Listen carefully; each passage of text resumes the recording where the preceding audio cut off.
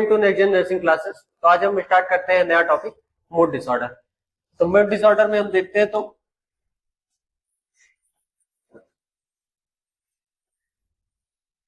Mood disorder किसको बोलते हैं?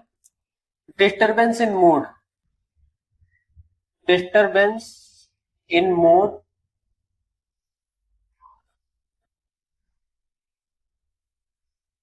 मूड में डिस्टरबेंस आता है या फिर केमिकल चेंजेस आते हैं, केमिकल चेंजेस आते हैं, इसको हम लोग बोलते हैं मूड डिसऑर्डर। मूड डिसऑर्डर में हमें दो चीजें देखने को मिलते हैं। एक तो देखने को मिलता है मैनिया, दूसरा है डिप्रेशन।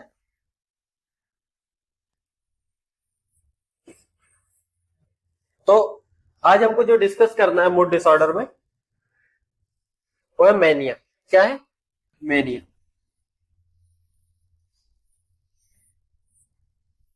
तो मैनिया है क्या? Affective disorder. क्या है? Affective disorder. एक तरीके का मूड डिसऑर्डर है, अफेक्टिव डिसऑर्डर है। अब मैनिया होता क्या है? मैनिया अगर किसी को हो रखा है तो मैनिया में क्या चीज देखने को मिलता है? बहुत ज्यादा खुश देखने को मिलेगा, बहुत ज्यादा एक्टिविटी उसकी बढ़ी हुई देखने को मिलेगी, उसका मूड बहुत एलिवेटेड होगा, एक नॉर्मल पर्सन से बहुत ज्यादा हाइपर एक्टिविटी करता हुआ दिखेगा, जैसे बहुत हद से ज्यादा खुश हो जाएगा। तो इस टाइप की एक्टिविटी करता है जो है मैनिया में। तो मैनिया में हम देखते हैं बेसिकली क्या क्या चीजें होती है इसमें, चेंजेस किस में आएंगे, किस किस जगह पे चेंजेस हमें देखने को मिलेंगे मूड में। मूड के साथ साथ मैनिया में किस किस जगह पे, तो तीन चीजों में चेंज देखने को मिलेगा। किस पे? एक तो थिंकिंग में चेंज देखने को मिलेगा, दूसरा बिहेवियर में, और तीसरा अफेक्शन में। अब इसमें हम बात कर लेते हैं। अगर हम बात करें मैनिया में, तो मैनिया में क्या क्या चीजें हमें बढ़ी हुई देखने को मिलेगी। सबसे पहले देखने को मिलेगा एलिवेटेड मूड। क्या देखने को मिलेगा? Elevated mood. मैनिया के पेशेंट का जो मूड होगा बहुत ज्यादा एलिवेट हो जाएगा, बहुत ज्यादा, कहने का मतलब हद से ज्यादा खुश हो जाएगा, ऐसा दिखेगा उसके अंदर जो है कुछ ज्यादा अलग एनर्जी दिखेगी। तो क्या होगा? एलिवेटेड मूड देखने को मिलेगा। और क्या देखने को मिलेगा? Psychomotor activity, psychomotor activity increase हो जाएगी। साइकोमोटर एक्टिविटी क्या हो जाएगी? इंक्रीज हो जाएगी। इस टाइप की एक्टिविटी जैसे बहुत ज्यादा रेस्टलेसनेस में आ जाएगा पेशेंट, क्या आ जाएगा? बहुत ज्यादा रेस्टलेसनेस में आ जाएगा, बहुत ज्यादा एक्टिविटीज करने लगेगा, ऐसी एक्साइटमेंट टाइप की एक्टिविटीज।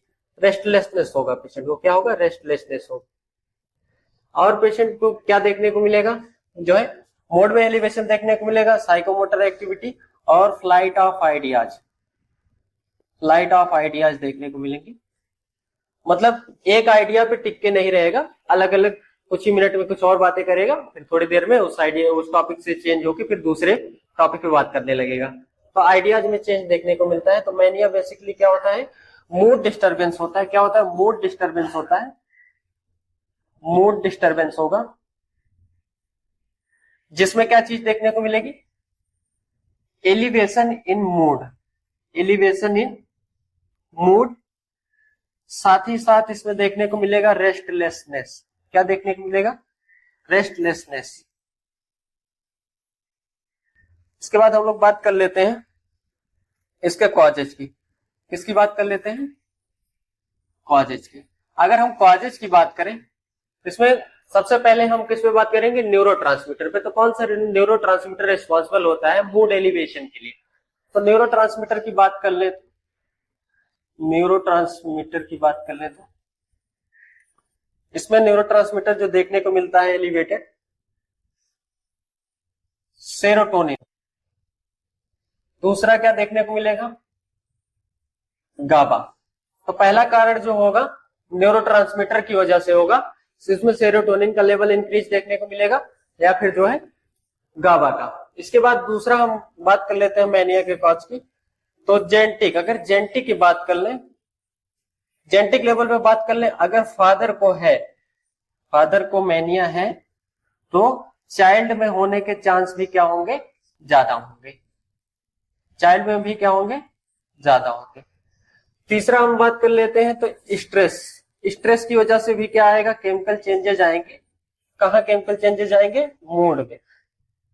केमिकल चेंजेस आएंगे मूड में, जिसकी वजह से क्या देखने को मिलेगा, मैनिया देखने को मिलेगा पेशेंट। स्ट्रेस, काम का बहुत ज्यादा स्ट्रेस हो गया, बर्डन हो गया, इसके बाद चेंजेस आते हैं माइंड के, तो उसमें हमें देखने को मिलता है मैनिया। ठीक है। एंड नेक्स्ट है ट्रॉमा। कोई ट्रॉमा हो गया या फिर कोई इंजरी हो गई, कहाँ हो गई, ब्रेन में। कोई इंजरी हो गई कहाँ, ब्रेन में। इसकी वजह से चेंज अगर देखने को मिलता है किसमें, मूड में। मूड अगर इसकी वजह से एलिवेट होता है तो एक कारण क्या बनेगा, हमारा कारण क्या बनेगा, ट्रॉमा। तो कारण की बात कर ले तो न्यूरोट्रांसमीटर मोस्ट इंपॉर्टेंट होता है, इसके बाद जेनेटिक, स्ट्रेस या फिर जो है ट्रॉमा हो जाता है, तो इसकी वजह से हमें देखने को मिलता है। नेक्स्ट हम इसमें बात कर लेते हैं साइन एंड सिम्टम की। तो इसमें क्लासिकल सिम्टम की अगर बात कर ले, क्लासिकल सिम्टम, इसमें क्लासिकल सिम्टम में हम देखते हैं इसमें क्लासिकल ट्रायड आता है। क्या आता है, क्लासिकल ट्रायड। अब ट्रायड में क्या होता है, तीन सिम्टम मेन इसके देखने को मिलते हैं ट्रायड में। तो ट्रायड की अगर हम बात कर ले तो इसमें ट्रायड में बात कर लेंगे तो एलिवेशन ऑफ मूड, क्या देखने को मिलेगा, एलिवेशन ऑफ मूड। दूसरा क्या देखने को मिलेगा, इसमें साइकोमोटर एक्टिविटी क्या हो जाएगी, साइकोमोटर एक्टिविटी क्या हो जाएगी, इंक्रीज हो जाएगी। साइकोमोटर एक्टिविटी क्या हो जाएगी, इंक्रीज हो जाएगी। तीसरा क्या देखने को मिलेगा, फ्लाइट ऑफ आइडियाज। बहुत सारे आइडियाज उसके दिमाग में चल रहे होंगे और साइकोमोटर एक्टिविटी बहुत ज्यादा एक्साइटेड दिखेगा, जो है एक्टिविटीज जो होंगी बहुत एक्साइटेड होंगी। एलिवेशन ऑफ मोड में पेशेंट खुश फील करेगा। ठीक है। तो इसमें तीन चीज हम देखने को हमको मिल जाती है। तो इसमें एक एक करके हम देख लेते हैं। सबसे पहले एलिवेशन ऑफ मोड की हम बात कर लेते हैं। Elevation of mood. अब एलिवेशन ऑफ मूड में अगर हम बात कर लें तो इसमें स्टेजेस आते हैं। तो स्टेजेस की अगर हम बात कर लें तो सबसे पहला स्टेज जो होगा, जिस माइल्ड मैनिया का होगा, किसका होगा, माइल्ड मैनिया का। जो माइल्ड सिम्टम आएगा उसको हम लोग क्या बोलेंगे, हाइपोमेनिया। हाइपोमेनिया। अब हाइपोमेनिया में होता क्या है, थोड़े से चेंजेज आते हैं। किसमें आते हैं, इमोशंस पे। इमोशंस पे क्या आते हैं, थोड़े चेंजेज आते हैं। अफेक्शन में क्या आते हैं, चेंजेज आते हैं, चेंजेस देखने को मिलते हैं। इसमें क्या चेंजेस मिलते हैं, तो इसको हम बोलते हैं, इसको नाम क्या देते हैं, यूफोरिया। तो जो फर्स्ट स्टेज देखने को मिलेगा इसमें यूफोरिया का। तो यूफोरिया में होता क्या है, यूफोरिया में जैसे मान लीजिए जो है इस तरीके से पेशेंट के अंदर इमोशंस देखने को मिलते हैं। जैसे आप कभी देखते हैं कोई स्पेशल वन से चैट वगैरह कर रहा होता है व्हाट्सएप पे, उस टाइम उसके फेस पे एक जाहिर सी बात है स्माइल आ जाती है। तो उस स्माइल आ जाती है, हल्का सा उसको प्लीजर महसूस होता है, जो है बहुत अच्छा खुश महसूस करता है।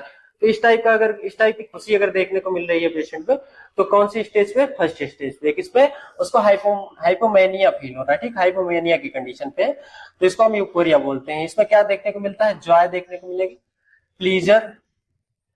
प्लीजर देखने को मिलेगा। उसके फेशियल एक्सप्रेशन से हम क्या करेंगे, समझ जाएंगे कि पेशेंट को क्या फील हो रहा है, जॉय फील हो रहा है या प्लीजर फील हो रहा है। इस टाइप की चीजें अगर फील हो रही हैं। और सेकेंड अगर बात कर लेते हैं सेकेंड स्टेज की, सेकेंड होता है इलेशन। अब इलेशन क्या होता है हम देख लेते हैं। सेकेंड वन की बात कर ले तो इलेशन, सेकेंड स्टेज क्या होता है, इलेशन। अब इलेशन कैसे हम समझेंगे, तो इलेशन क्या होता है, हाइपोमेनिया के बाद वाला स्टेज होता है। इसके बाद ये सेकेंड स्टेज होता है। इसमें क्या चीज देखने को मिलती है, साइकोमोटर एक्टिविटी बढ़ी हुई देखने को मिलती है। क्या देखने को मिलती है, साइकोमोटर एक्टिविटी इसमें थोड़ी सी बढ़ी हुई देखने को मिलती है। अब कैसे देखेंगे, जैसे आप मान लीजिए आप कोई एग्जाम आपका हुआ है, इसके बाद एग्जाम के बाद आप तुरंत रिजल्ट देखते हैं और रिजल्ट में देखते हैं आपने टॉप किया है, आप पास हो गए वहां पे। तो उसमें क्या देखने को मिलता है, आपके अंदर एक अलग एनर्जी देखने को मिलती है। आप या तो कूदने लगते हो या तो दौड़ने लगते हो, दौड़ के पापा को बताते हो, मम्मी को बताते हो। तो इस टाइप की एक्टिविटीज अगर हो रही है पेशेंट के अंदर, तो क्या चीजें देखने को हमको मिलती है, साइकोमोटर एक्टिविटी उसकी क्या है, बढ़ी हुई है। स्टेज कौन सा है, इलेशन वाला स्टेज है। तो इलेशन वाला स्टेज में पेशेंट के अंदर क्या देखने को मिल जाएगा, साइकोमोटर एक्टिविटी बढ़ी हुई देखने को मिल जाएगी। तो इस टाइप की चीजें जो है, तो इसको हम लोग क्या बोलते हैं, जो है इसमें हम लोग बोलेंगे मॉडरेट। मॉडरेट मॉडरेट सिम्टम क्या होगा, मॉडरेट मैनिया। तो मॉडरेट टाइप का सिम्टम इसमें देखने को मिलेगा। तीसरा है एक्सेलेशन। थर्ड स्टेज की बात कर ले तो क्या देखने को मिलता है, एक्सेलेशन। क्या देखने को मिलता है, एक्सेलेशन। तो एक्सेलेशन में अगर बात करें तो हम, एक्सेलेशन में क्या होता है कि ग्रैंडियोसिटी आ जाती है एक टाइप की। ग्रैंडियोसिटी का क्या मतलब होता है कि किसी को कुछ समझेगा नहीं उस टाइम, इस टाइप की एनर्जी उसके अंदर होगी कि सामने वाले को बिल्कुल कुछ नहीं समझेगा और अपने ही धुन में रहेगा। तो ग्रैंडियोसिटी देखने को मिलती है। क्या देखने को मिलती है, साइकोमोटर एक्टिविटी तो बढ़ी ही होगी, साथ ही साथ क्या होगी, ग्रैंडियोसिटी देखने को मिलेगी। ग्रैंडियोसिटी का क्या मतलब होता है, अपने आप को बड़ा समझने लगेगा या उस टाइम किसी से डरने उड़ने की बात नहीं। उस टाइम ऐसा हो जाएगा कि जो भी होगा मैं देख लूंगा, इस टाइप की इमोशंस उसके अंदर होंगे और किसी से डरेगा नहीं। तो इस टाइम ग्रैंडियोसिटी होगी। एक्साल्टेशन वाले स्टेज में क्या होगा, ग्रैंडियोसिटी होगी प्लस साइकोमोटर एक्टिविटी। यहाँ पे साइकोमोटर एक्टिविटी इसमें भी क्या होगी, बढ़ी हुई देखने को हमें मिलेगी। और उसके बाद इसको हम लोग इंटेंस मोड एलिवेशन बोलते हैं। क्या बोलते हैं, इंटेंस मोड एलिवेशन। मोड का जो एलिवेशन का लेवल है वो इंटेंस लेवल पे होगा। देन इसके बाद लास्ट हम लोग बात कर लेते हैं, फोर्थ स्टेज की बात कर लेते हैं, इक्टेसी। फोर्थ स्टेज क्या होता है, इक्टेसी। अब इक्टेसी में क्या होता है, इक्टेसी में इस तरीके का फील करने लगेगा पेशेंट जैसे उसका नया जन्म हुआ है, जैसे उसको पुरानी चीजें भूल गई हैं, नए जन्म में आ गया और नया बिल्कुल सब कुछ नया लग रहा है। जिस भी जगह पे जा रहा है बिल्कुल नया है, अपने तरीके से सब कुछ करना चाहता है तो वो कर लेगा आराम से। तो इस टाइप की चीजें उसके अंदर इमोशंस जो होंगे इस टाइप के देखने को मिलेंगे। तो उसको हम इक्टेसी में देखने को मिलते हैं। ऐसा लगेगा कि रीबर्थ हुआ है। क्या हुआ है, रीबर्थ हुआ है। जो पेशेंट है उसको लगेगा मैं बिल्कुल नया हूँ, बिल्कुल न्यू हूँ, एकदम बिल्कुल रीबर्थ हुआ है। और जो भी होगा वो मतलब जो वास्तविक दुनिया है उससे थोड़ा सा ऊपर एलिवेशन में चला जाता है।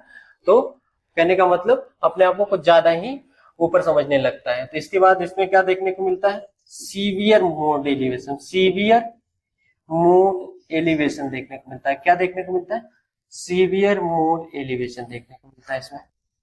तो इसके बाद नेक्स्ट हम लोग बात कर लेते हैं जो है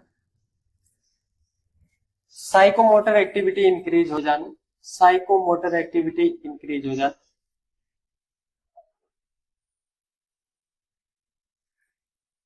कहने का मतलब उसके बिहेवियर में ऐसा देखने को मिलेगा कि उसकी जो साइकोमोटर एक्टिविटी है वो इंक्रीज हो गई है, बहुत ज्यादा रेस्टलेसनेस में आ जाएगा और बहुत ज्यादा ऐसी एक्टिविटीज करने लगेगा, भागना दौड़ना इस टाइप की एक्टिविटीज करेगा।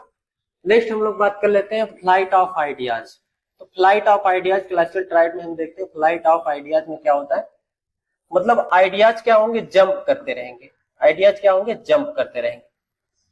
अब जैसे आइडियाज जंप करने का क्या मतलब है, जैसे अगर साइकेट्रिक के बारे में आप उससे बात करोगे, साइकेट्रिक की बात करते करते क्या पहुंच जाएगा, एमएसएन की डिजीज कंडीशन पे पहुंच जाएगा। अब एमएसएन की डिजीज कंडीशन पे पहुंचने के बाद अब थोड़ी देर बाद क्या होगा, माइक्रोबायोलॉजी की बात करने लगेगा। तो अचानक क्या होगा, उसका मूड क्या होगा, शिफ्ट होने लगेगा। एक जगह से दूसरे जगह पे क्या होगा, एक टॉपिक से क्या होगा, एक टॉपिक से क्या होगा दूसरे टॉपिक पे क्या होगा, शिफ्ट होने लगेगा। वो भी अचानक से, एक बात को पूरा नहीं कर पाएगा तब तक दूसरी बात पे पहुंच जाएगा। तो इस टाइप की चीजें होंगी फ्लाइट ऑफ आइडियाज। ये भी एक सिम्टम क्या होता है, मैनिया के पेशेंट में देखा जाता है। किसकी, कौन सी कंडीशन में, मैनिया की कंडीशन में पेशेंट के अंदर ये वाला सिम्टम भी हमें देखने को मिलता है। आगे हम लोग बात कर लेते हैं मैनेजमेंट। अब मैनेजमेंट में बात कर लेते हैं तो मैनेजमेंट में इसका जो ट्रीटमेंट होता है, किन किन तरीकों से हम करेंगे ट्रीटमेंट। पहला तो ड्रग्स की मदद से करेंगे, दूसरा साइकोथेरेपी की मदद से, तीसरा जो है शॉक, पेशेंट को क्या करेंगे, शॉक देंगे। तो इसमें तीन चीजें होती हैं। सबसे पहले क्या करते हैं, ड्रग्स, ड्रग्स का सहारा लेते हैं। तो कौन कौन सी दवा इसमें हम काम में लेते हैं, जो दवा काम में लेंगे हम कौन कौन सी लेंगे, एंटीसाइकोटिक, एंटी साइकोटिक हो गया, प्लस ड्रग ऑफ चॉइस जो होता है इसका, उसको हम काम में लेंगे। Mood stabiliser, drug of choice इसका मूड स्टेबलाइजर नहीं आता है। अब इसमें हम बात कर लेते हैं क्या क्या चीजें आ जाएंगी। एंटी साइकोटिक में हम क्या करेंगे, रेस्पेरिडोन दे सकते हैं, ओलेंजापाइन,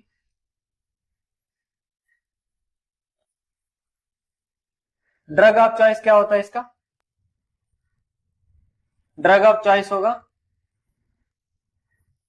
लिथियम कार्बोनेट। नेक्स्ट इसके बाद और हम क्या कौन सी दवा देंगे इसमें जो है, कार्बामेजापाइन, कार्बामेजापाइन। अब कार्बामेजापाइन का जो है डोज जो होगा वो कितना रखेंगे हम, 600 से 1800 mg पर डे के हिसाब से रखेंगे इसको। देन इसके बाद हम लोग सीजर्स आ रहे हैं पेशेंट को, तो सीजर्स के लिए क्या कौन सी दवा यूज करेंगे, सोडियम वेल्पोरेट। कौन सी दवा, सोडियम वेल्पोरेट। अब सोडियम वेल्पोरेट की अगर बात करें इसमें जो है डोजेज की, तो डोज कितना रखेंगे हम, 600 से 2600 mg पर डे के हिसाब से हम रखेंगे। तो सबसे ज्यादा इंपॉर्टेंट चीज क्या है इसमें, लिथियम कार्बोनेट, जो कि क्या है, ड्रग ऑफ चॉइस है किसका, मेनिया का। तो इसमें दवाओं का अगर हम लेंगे तो साइकोफार्माकोथेरेपी में अगर बात करें, साइकोफार्माकोथेरेपी में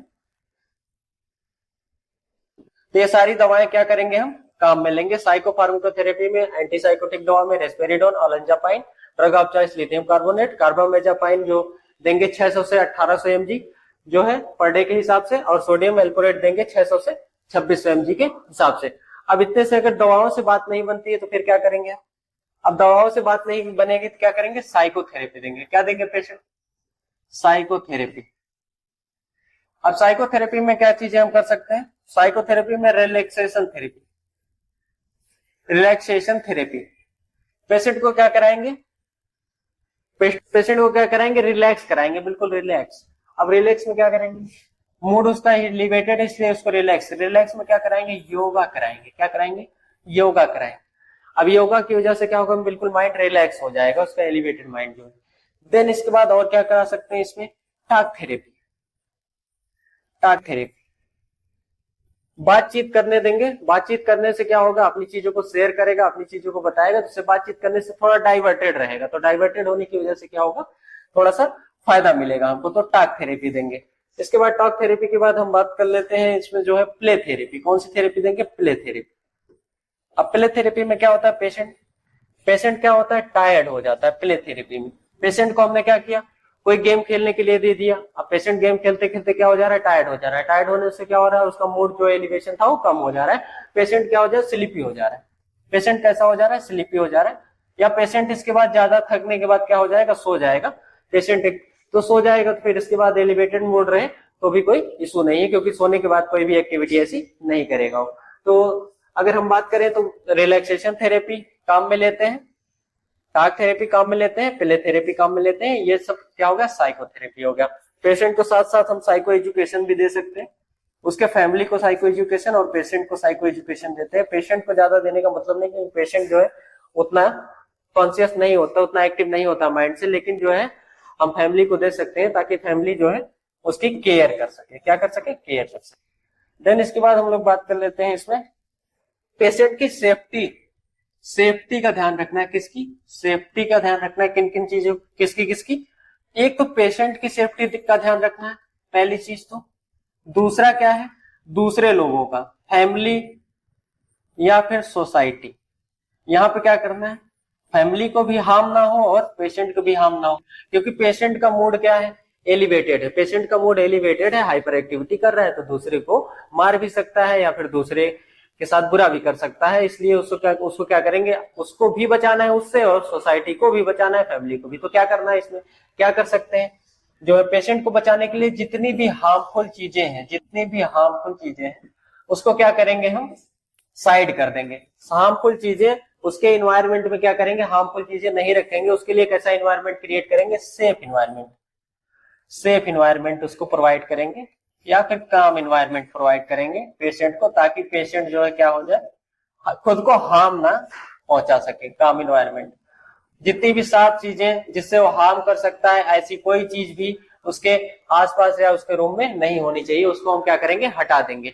और इसके बाद हम लोग बात कर लेते हैं फैमिली और सोसाइटी को बचाने के लिए, तो क्या करेंगे, सोसाइटी में जो इंटरेक्शन है, मतलब लोगों से जो मिलजुल रहा है, इंटरेक्शन जो कर रहा है, उस इंटरेक्शन को हम क्या करेंगे, कम करवा देंगे। पेशेंट को क्या करेंगे, सोसाइटी से ज्यादा इंटरेक्ट नहीं होने देंगे। इस वजह से क्या होगा कि फैमिली या फिर सोसाइटी क्या होगी, थोड़ा सा क्या होगा, कम होगा। सोसाइटी में जाएगा तो सोसाइटी में जो हाइपर एक्टिविटी करेगा, तो दूसरों के साथ गलत करेगा, तो उसमें क्या करना है, थोड़ा सा रिस्ट्रिक्शन लगाना है, पूरी तरीके से नहीं बैन कर देना है ऐसा, वरना फिर जो है कंडीशन और बिगड़ सकती है। लेकिन इसमें क्या करना है, थोड़ा सा रिस्ट्रिक्शन लगा देना है पूरी तरीके से। देन इसके बाद अब साइकोथेरेपी से भी बात नहीं बनती है, तो किसका सहारा लेंगे हम, शॉक।